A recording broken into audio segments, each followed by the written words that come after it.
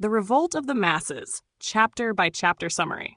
José Ortega y Gasset's The Revolt of the Masses, 1930, is a seminal philosophical work analyzing the rise of mass society and its impact on culture, politics, and individualism.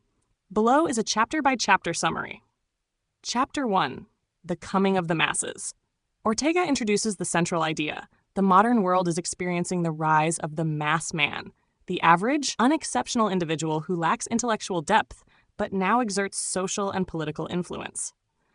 The masses, previously passive, are now active, shaping society in ways that undermine traditional structures. Chapter 2. The Masses and the New Order.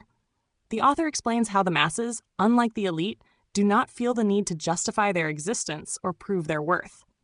In contrast to past aristocracies, which had a sense of responsibility, the mass man assumes power without reflection. Chapter 3. The Greatest Danger. Ortega argues that mass society fosters mediocrity. Mass men reject complexity and expertise, leading to a decline in intellectual and cultural standards. This attitude threatens democracy, as governance is now dictated by uninformed opinions rather than merit and knowledge. Chapter 4. The Self-Satisfied Mass Man.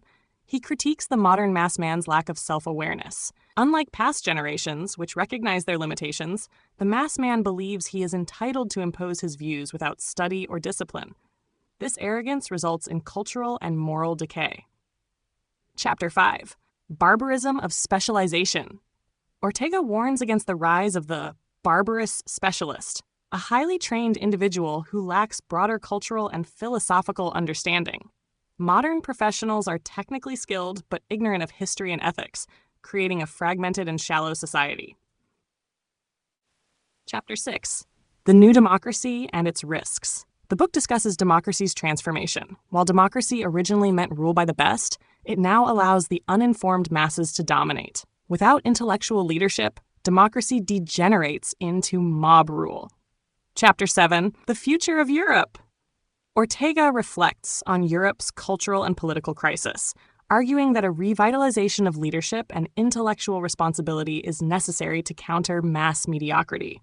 In conclusion, Ortega warns that the rise of mass society threatens individual excellence, culture, and rational governance, calling for a return to responsibility and intellectual engagement.